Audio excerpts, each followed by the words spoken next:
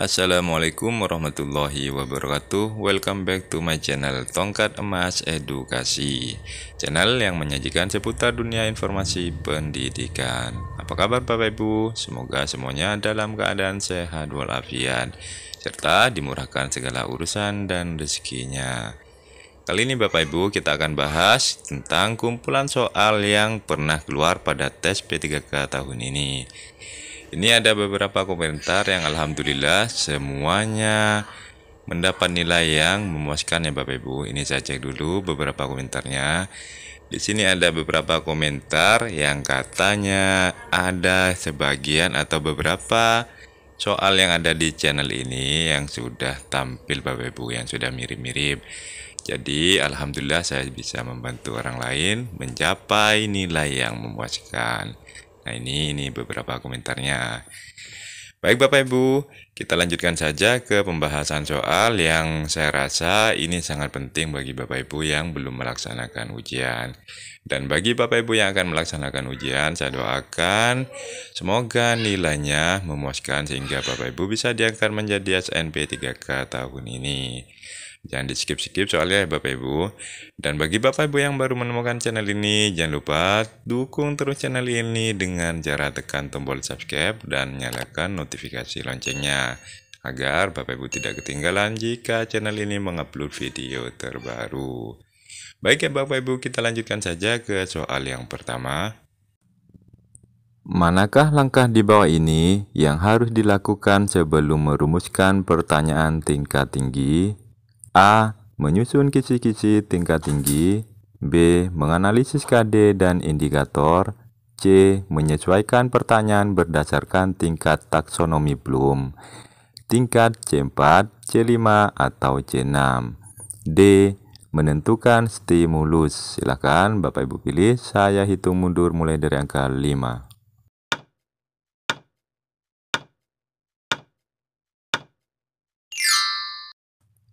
Yap, jawabannya adalah B Bapak Ibu, menganalisis KD dan indikator. Mari kita coba bedah soal dan jawabannya Bapak Ibu.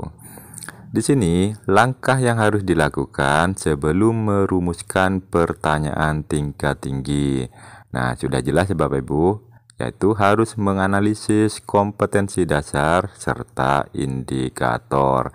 Baru nantinya kita bisa menentukan atau merumuskan pertanyaan tingkat tinggi. Jadi mudah sekali nih Bapak Ibu. Yang penting Bapak Ibu paham atas pertanyaannya. Baik, kita lanjutkan ke soal berikutnya. LKS adalah bentuk sarana berlangsungnya proses belajar mengajar. Asas-asas belajar mengajar yang harus ada dalam LKS antara lain sebagai berikut. Kecuali A. Memperlihatkan adanya perbedaan individu. B. Mengembangkan kemampuan komunikasi sosial, emosional, moral, dan estetika pada diri siswa. C. Memiliki variasi stimulus melalui berbagai media dan kegiatan siswa. D. Fokus pada hasil pembelajaran siswa terhadap konsep-konsep. Silakan Bapak Ibu jawab, saya hitung mundur mulai dari angka 5.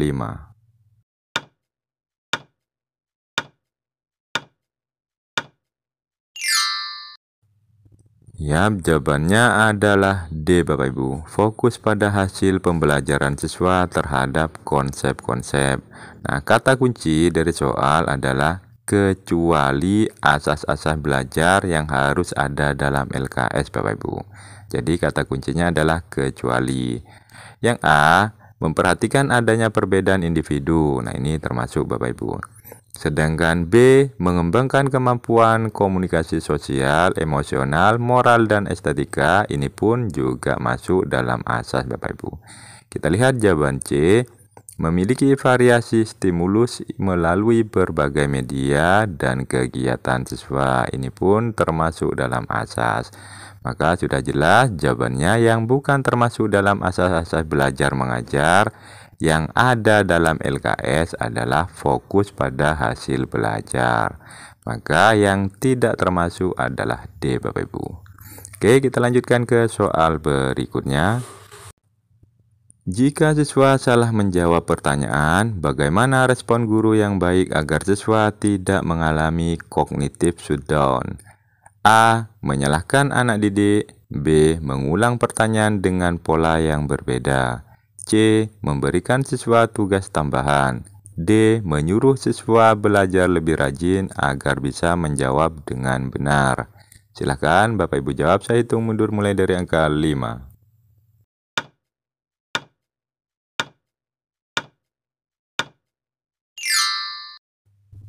Yap, jawabannya adalah B, Bapak Ibu. Mari kita bedah dan bahas soal serta jawabannya. Kata kunci dari soal di sini Bapak Ibu ada kata mengalami cognitive shutdown. Jadi biar anak tidak down saat salah menjawab pertanyaan, maka apa yang kira-kira Bapak Ibu lakukan? Kita lihat jawaban yang A. Yang A di sini adalah menyalahkan anak didik. Nah, ini akan membuat mental anak didik turun Bapak Ibu. Maka sudah dipastikan yang A ini tidak tepat. Kita lihat langsung opsi C Bapak Ibu.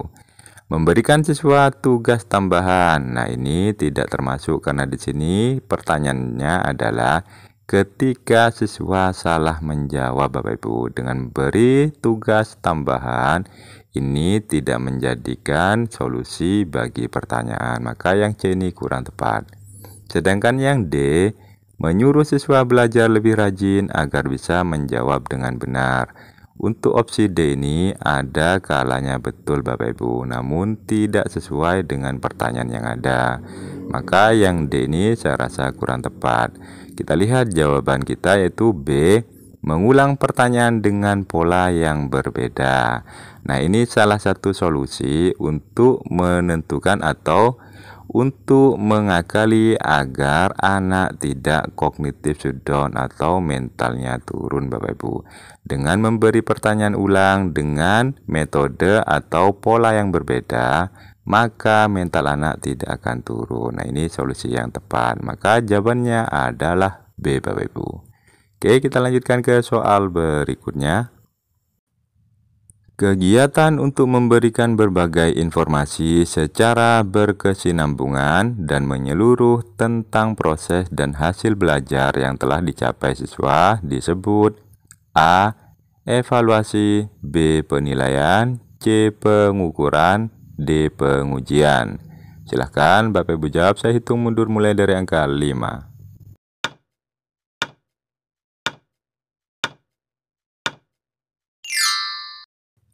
Yap, jawabannya adalah D Bapak Ibu, pengujian. Mari kita bedah dan bahas soal serta jawabannya. Kata kunci dari soal di sini Bapak Ibu, di sini ada kata secara berkesinambungan dan menyeluruh dan proses hasil belajar yang telah dicapai. Nah, ini hampir mirip nanti jawabannya ini Bapak Ibu. Kita lihat jawaban yang A. Evaluasi biasanya itu Bapak Ibu beberapa informasi, bukan menyeluruh ya. Maka intinya di sini Bapak Ibu, kita ingin mengetahui ketercapaian apa yang sudah dicapai oleh siswa yang telah kita berikan itu apa kira-kira. Apakah itu siswa sudah memahami dengan apa yang sudah kita sampaikan Bapak Ibu? Maka jawabannya kita lihat dulu yang A. Evaluasi. Nah, ini biasa digunakan untuk mengetahui seberapa jauh siswa kita memahami materi Bapak Ibu. Tapi bukan secara keseluruhan, maka yang A ini kurang tepat Bapak Ibu. Kita lihat jawaban B, penilaian. Ini hampir sama dengan yang A. Berarti yang B ini kurang tepat. Yang C, pengukuran. Nah, ini pun juga kurang sesuai Bapak Ibu. Maka yang C ini kurang tepat. Kita lihat jawaban D, pengujian. Nah, di sini pengujian sama dengan evaluasi atau penilaian untuk mengetahui seberapa jauh siswa kita memahami materi yang sudah kita berikan. Namun di sini bedanya pengujian adalah secara menyeluruh atau berkesinambungan Bapak Ibu. Maka jawaban yang paling tepat adalah D. Oke, mudah sekali Bapak Ibu. Kita lanjutkan ke soal berikutnya.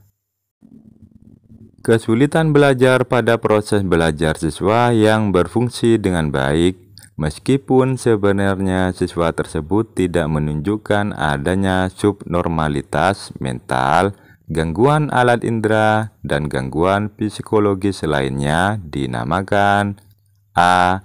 Learning disorder, B. Learning dysfunction, C. Underachiever, D. Learning disabilities. Silakan Bapak Ibu jawab, saya hitung mundur mulai dari angka 5.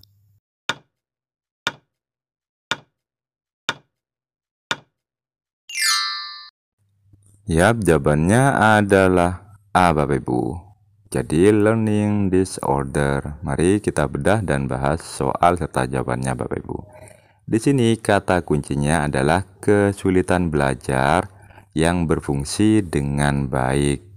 Nah, tanpa ada gangguan seperti subnormalitas mental, alat indera, serta gangguan psikologis lainnya. Maka ini disebut apa Bapak Ibu? Kita lihat jawaban A, learning disorder. Nah, ini sudah jelas Bapak Ibu, karena ini adalah sebuah pengertian dari learning disorder, yaitu adalah kesulitan belajar oleh siswa Bapak Ibu. Sedangkan yang B di sini learning dysfunction, jadi beberapa fungsi tidak berjalan normal, maka akan menimbulkan kesulitan belajar. Maka yang B ini kurang tepat, serta C juga kurang tepat. Yang D pun ini adalah learning disabilitas pun juga kurang tepat. Saya yakin Bapak Ibu sudah paham dari arti kata-kata tiap opsi ini Bapak Ibu. Sekarang kita lanjutkan saja pada soal berikutnya.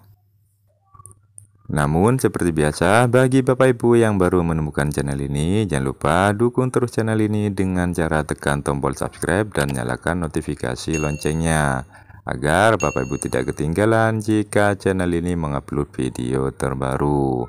Jangan lupa juga terus share video yang ada di channel ini ke semua grup ataupun media sosial yang Bapak Ibu miliki, sehingga apa yang ada di channel ini bisa bermanfaat untuk orang lain. Baik Bapak Ibu, kita lanjutkan ke soal berikutnya.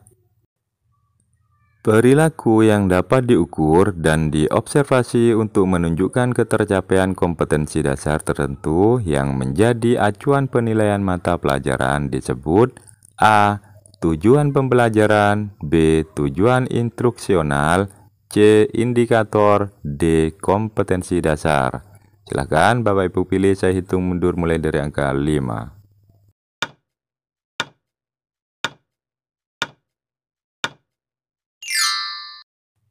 Yap, jawabannya adalah C Bapak Ibu. Mari kita bedah dan bahas soal serta jawabannya. Kata kunci dari soal Bapak Ibu di sini adalah acuan penilaian mata pelajaran. Nah, di sini yang menjadi acuannya apa Bapak Ibu? Kita lihat jawaban A, tujuan pembelajaran. Nah, ini bukan acuan ya Bapak Ibu. Maka yang A ini kurang tepat. Opsi B, tujuan instruksional, ini pun kurang tepat Bapak Ibu. Kita lanjutkan pada opsi D, KD atau kompetensi dasar. Ini pun saya rasa kurang tepat.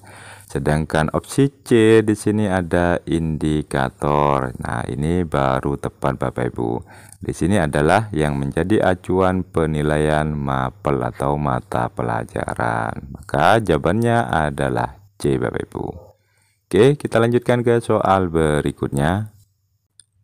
Badan mandiri dan independen yang bertugas mengembangkan, memantau, pelaksanaan, dan mengevaluasi standar nasional pendidikan dinamakan dengan A.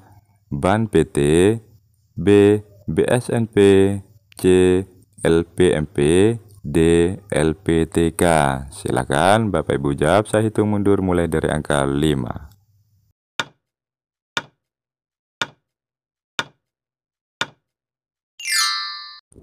Yap, jawabannya adalah B Bapak Ibu, BSNP.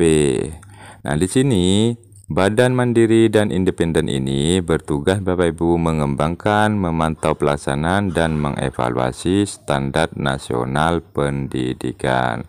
Maka jawabannya adalah yang B Bapak Ibu. Untuk opsi A, C, C, dan D saya rasa Bapak Ibu sudah paham ya. Jadi tidak perlu saya jelaskan satu persatu dari opsi yang ada Bapak Ibu.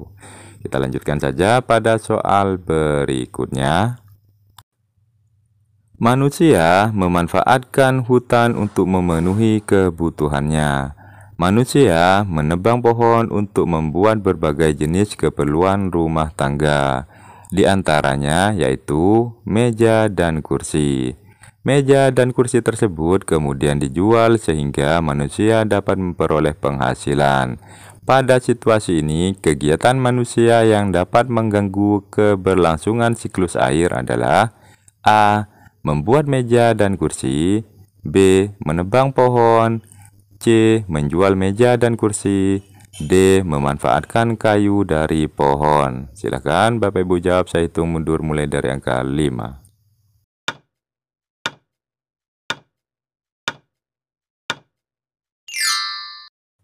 Yap, jawabannya adalah B Bapak Ibu. Mari kita bedah dan bahas soal serta jawabannya. Di sini kata kuncinya adalah Bapak Ibu yang dapat mengganggu keberlangsungan siklus air. Nah, kita coba lihat opsi A, membuat meja dan kursi. Nah, ini tidak ada pengaruhnya dengan siklus air, maka yang A ini kurang tepat Bapak Ibu. Kita langsung pada opsi C dulu. Menjual meja dan kursi, ini pun saya rasa tidak ada kaitannya secara langsung dengan siklus air Bapak Ibu. Maka yang C ini pun kurang tepat. Kita lihat jawaban D, memanfaatkan kayu dari pohon. Nah, memanfaatkan kayu dari pohon kurang spesifikasi jawabannya Bapak Ibu. Maka yang D ini kurang tepat. Kita lihat opsi B, menebang pohon. Nah, ini baru tepat Bapak Ibu. Karena menebang pohon langsung berkaitan dengan siklus air. Nah, Bapak Ibu, saya rasa sudah paham, tidak perlu saya jelaskan panjang lebar karena di sini ada tentang pelajaran siklus air yang Bapak Ibu ajarkan di sekolah. Jadi tidak perlu saya jelaskan panjang lebar. Jadi jawabannya adalah B, menebang pohon Bapak Ibu. Oke, kita lanjutkan ke soal berikutnya. Kepemimpinan yang efektif diperlukan untuk mencapai tujuan pendidikan. Apa peran kepala sekolah dalam memotivasi staf guru? A. Menggunakan hukuman sebagai motivator. B. Memberikan penghargaan dan pengakuan. C. Menuntut hasil yang tinggi tanpa dukungan. D. Menetapkan target tanpa pertimbangan. Silakan Bapak Ibu jawab, saya hitung mundur mulai dari angka 5.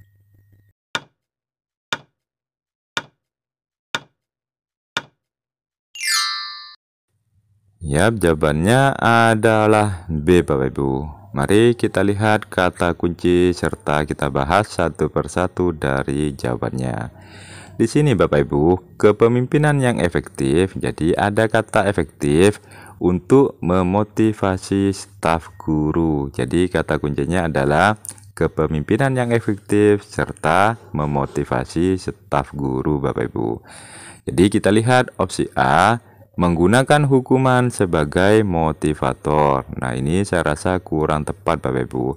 Artinya di sini kepala sekolah atau pimpinan menggunakan hukuman, intinya memaksa. Ini bukan sebuah motivator saya rasa Bapak Ibu. Maka jawaban A ini kurang tepat. Kita lihat langsung opsi C ya. Menuntut hasil yang tinggi tanpa dukungan. Nah, artinya Bapak Ibu, hasil yang tinggi tanpa dukungan bukanlah sebuah motivasi dari pimpinan yang benar. Maka yang C ini saya rasa kurang tepat. Kita lihat jawaban D, menetapkan target tanpa pertimbangan. Ini pun saya rasa kelihatan memaksa Bapak Ibu. Karena targetnya ada tanpa pertimbangan, itu sama halnya dengan persiapan yang tidak tepat atau memaksa seakan-akan Bapak Ibu. Maka jawaban D ini saya rasa kurang tepat. Kita lihat jawaban kita yaitu B, memberikan penghargaan dan pengakuan. Dengan memberi penghargaan, maka secara alami motivasi tersebut akan muncul pada setiap diri guru. Maka ini akan memberikan semangat serta motivasi yang luar biasa jika kita diberi penghargaan ataupun sebuah pengakuan dari atasan, Bapak Ibu. Maka jawabannya adalah B. Oke Bapak Ibu, mungkin ini saja yang dapat saya sampaikan. Semoga apa semua yang ada di channel ini yang saya pernah bahas tentang soal-soal P3K tahun ini semuanya keluar nanti sesuai dengan yang ada di komen Bapak Ibu. Jadi berdasarkan komentar yang tadi sudah saya jelaskan, alhamdulillah semua soal yang dibahas di channel ini keluar Bapak Ibu. Dan nanti Bapak Ibu yang akan melaksanakan ujian, saya doakan semuanya mendapatkan kemudahan serta nilai yang terbaik sehingga nanti Bapak Ibu bisa diangkat menjadi SNP 3K tahun ini. Dan bagi Bapak Ibu yang baru menemukan channel ini, jangan lupa terus dukung ini dengan cara tekan tombol subscribe dan nyalakan notifikasi loncengnya agar Bapak Ibu tidak ketinggalan jika channel ini mengupload video terbaru. Dan mungkin itu saja yang dapat saya sampaikan Bapak Ibu. Semoga semua yang ada di channel ini, semua video penayangan tentang pembahasan soal-soal P3K dapat membantu Bapak Ibu semua. Saya akhiri, wassalamualaikum warahmatullahi wabarakatuh.